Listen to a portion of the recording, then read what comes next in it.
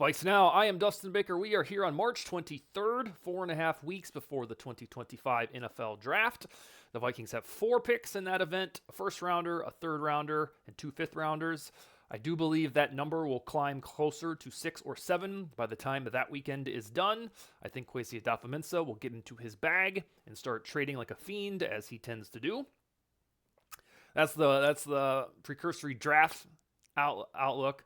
But we have free agency that's mostly in the rear view. The second wave, arguably, is over. And now we're down to the nubbins. And every spot on the Vikings roster has been addressed gloriously. I think so much so that fans are like, this can work. If J.J. McCarthy turns into a top 12 quarterback or so, the Super Bowl window can be open indefinitely, especially in the next 4 seasons when McCarthy's on an affordable rookie quarterback contract. But I want to get to cornerback today because it's the one area on the roster where I think we wonder if the plan is complete. Defensive tackle, we know, after years of prayers, it's solidified. Fantastic. Good to go. Offensive line, finally, if one trusts Blake Brandel, the rest of the bunch is ironclad. Quarterback, we think we got something. Running back is stacked. They got 3 dudes now, and wide receiver was never a problem. Tight end, pretty decent there. You know, every spot on the roster, edge, outside linebacker is like the best spot. But cornerback still has a little bit of a head scratch, depending on your opinion of how free agency went for the Vikings. So I want to chat about what's next, because this feels like the one area where it's like, is there still something else coming? So let's get into that. Right now, these are the 5 Vikings CBs cornerbacks that could probably play this Sunday if the Vikings had a game. Byron Murphy Jr. for sure. He's now a Pro Bowler. He's back on a pretty decent contract for the Vikings. Mekhi Blackmon, who's coming back from the ACL tear training camp last year. He's back in the saddle. Isaiah Rodgers was like their one swing in free agency where you're like, oh, okay. This reminds me of the Harrison Phillips contract from 2022 when Phillips wasn't really starting in Buffalo, but he came to the Vikings and became a starter. Perhaps that's what Isaiah Rodgers can do, fresh off the steam of a Super Bowl championship with the Eagles. He was the guy that was suspended in 2023 for gambling. Dwight McGlothern, UDFA from last year, we still have high hopes for him. And then the big flyer on Jeff Okudah. I don't know if that will actually turn into anything. People for the next, 5.5 months will talk about, hey, he was the 3rd overall pick in the 2020 draft. I'm pretty sure he would have busted out by now. And I don't know that that's going to start happening with the Vikings. We will maintain some optimism, though, that could happen. So that's it. Murphy Jr., Blackmon, Rodgers, not that one, Isaiah Rodgers, McGlothern, and Okudah. It's a group that if you were rolling into September with it, you'd be like, okay, yeah, it's not our best spot on our roster, but it can work. And that's weird to say that because almost every other spot on the Vikings roster is like, ooh, yeah, we don't need to touch that one. So let's get into some of the options at cornerback. I think I know I ranked these from 5 to 1. When we get to number 1, it's the most obvious or logical, predictable outcome. But number 5 is probably the silly Sauce Gardner trade. There is some Twitter X fodder from, I guess, random rumor accounts that, hey, Sauce Gardner could be traded to the Vikings. And then I think Sauce Gardner even retweeted something from Score North that said, I thought this was a joke when I first saw it. It seemed like he smacked down those rumors, but the Vikings are chilling with about 30-something million in cap space still when we think that their spending spree is over. So it's a little odd they have that money. So Sauce Gardner made the cut here just in case. Stephon Diggs once said, there's truth to all rumors. So I'm putting this one at the very bottom of the list with like a 4% chance just in case. The money's there. If Kwesi Adofo-Mensah, in theory, wanted to trade for Sauce Gardner and then give him a fat extension, I think this would cost probably the Vikings 2024 first rounder and the next year's first or second. I'm guessing that would be the price for Gardner. But I only put this on here because it is possible, and in the off chance that there is smoke to those rumors, this would make sense, and this would be probably the most exciting option, because we'd be like, oh, yeah, those rumors were right. Sauce Gardner, top 2 cornerback in the league next to Patrick Surtain. So Sauce makes the list at number 5, just in case. Number 4, this one sprouted in January and February from Bleacher Report and one other spot. It was one of those articles that said 7 trades that could happen this offseason. It was Denzel Ward from the Cleveland Browns to the Vikings. And I think the price tag of this would be, for example, Denzel Ward and a Cleveland third rounder for the Vikings 24th pick. Ward is 28, multiple time Pro Bowler. I don't know that it would be an even up number 24th overall pick for Ward. But the reason I bring this one up is because the Vikings have had miserable track record drafting cornerbacks since Trey Waynes 10 years ago, and then 2 years before Waynes was Xavier Rhodes. Drafting cornerbacks has not been fun. It's not for the lack of trying, let me tell you what.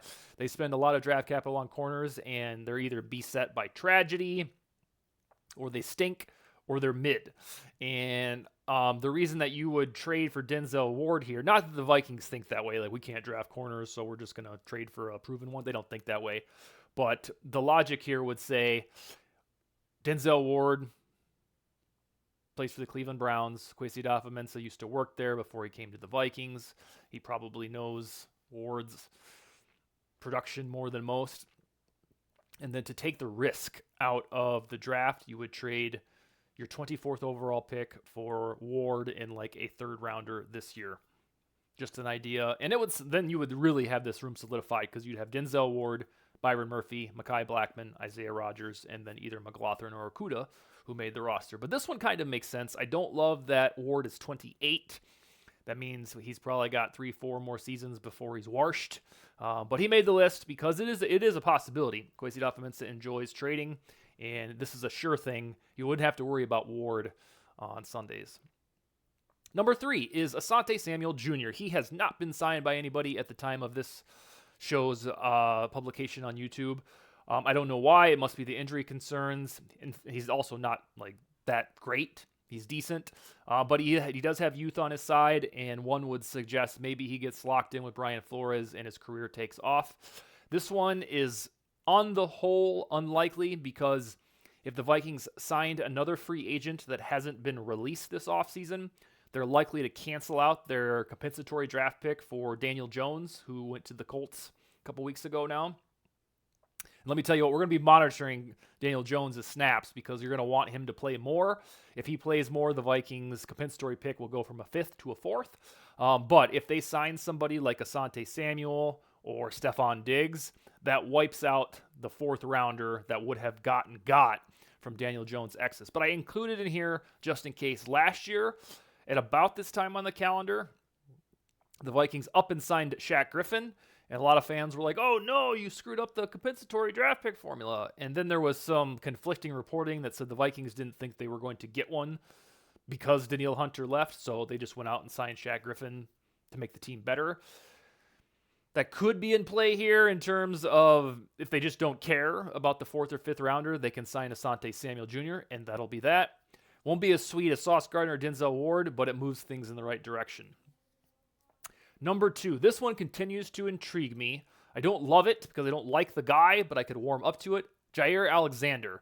He is an example of if he is eventually released by the Packers, he's not going to be traded to the Vikings. I'm utterly convinced the Vikings and Packers would not do a deal that involved Jair Alexander, but if he's released, the Vikings could pounce, sign him for however many million, and then that would not screw up the compensatory formula. And then your cornerback room would be Jair Alexander. You'd hope for him in peak form. Byron Murphy, Mekhi Blackman, Isaiah Rodgers. You get it. And the reason this one is so intriguing is the Vikings have the money for it. They arguably have the roster need. Jair Alexander appears to have played his last snap with the Packers. And then, we'd have to do the thing where we all took back our Jair Alexander takes and found a way to love the guy. But this one is number 2 in terms of likelihood for me because he does not bone up the compensatory formula. He won't be otherworldly expensive because he's coming off a down year where nobody really knew what happened. I think he was hurt, but then when he started to get healthy, it was a no-brainer that he wasn't going to play.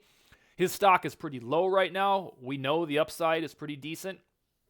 So at number 2, in terms of what's next for the Vikings at cornerback, I would say Jair Alexander getting dropped by the Packers and the Vikings, jumping right on that. There's always one former Packer that comes to the Vikings in an offseason. Maybe it's just Eric Wilson this year. I don't know if he counts because he started his career at the Vikings.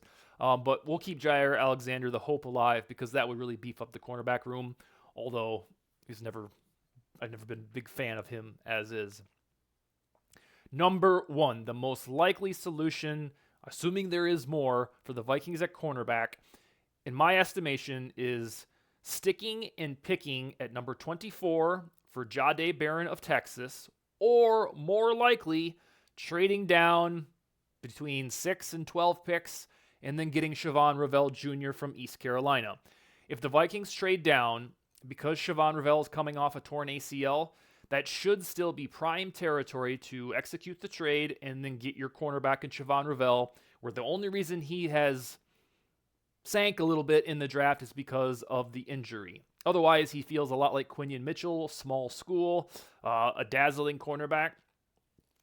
But the more that I comb over this depth chart, this roster, and think, God, what are they going to do in the draft? I think we can rule out a huge splash at running back because of the Jordan Mason trade. I was selfishly hoping that they would reach for Travion Henderson or Omarion Hampton. Probably not going to do that now. Got Jordan Mason and Aaron Jones.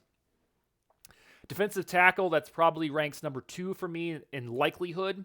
Walter Nolan, Kenneth Grant, Derek Harmon, they perfectly blend best player available and then the Vikings' newfound commitment to the trenches. Interior offensive line intrigues me. I think Paul Allen said something about that this week, is that's where his money would be if he was going to bet on who the Vikings pick. That leaves you with Tyler Booker, Gray Zabel, and Donovan Jackson if the Vikings probably trade back a little bit. And then everything else is kind of a hot take. Will they draft a wide receiver? Probably not. But if the dude from Ohio State, Emeka, and then let's see, who else is going to fall? Matthew Golden, and then Luther Burden from Missouri. I could see the Vikings doing something sexy like that. But on the whole, the most likely outcome is that the Vikings draft a cornerback because after Byron Murphy, it is solutions that are promising, but not ironclad. And I think if you found somebody like Siobhan Revell via trade back or stuck and picked at 22 and it was, 24 and it was Jahdae Barron, I know fans would get behind that. The only thing that prevents the Jahdae Barron thing from being my emphatic prediction is I don't know if he'll be there when the Vikings step up to the podium and pick. So here are the options for cornerback. The Sauce Gardner trade, which is an extreme long shot, but I included it just for the hell of it.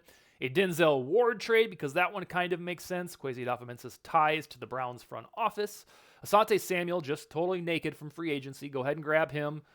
The hell with your compensatory aspirations. Go get Asante Samuel, and he'll chill at CB2 for this team. Jair Alexander is the most likely non-draft option. He's probably going to be released by the Packers. He's going to have a market. In my estimation, the Vikings couldn't hurt themselves by getting one more stud cornerback, and they can afford it. And then last, all signs point, the way that this roster is currently constructed, to a cornerback. Whenever they pick first, whether it's Jahdae Barron organically at pick number 24, or trading back and getting Siobhan Revell. All right, that's all I got. We'll talk to you next week. Skol, baby.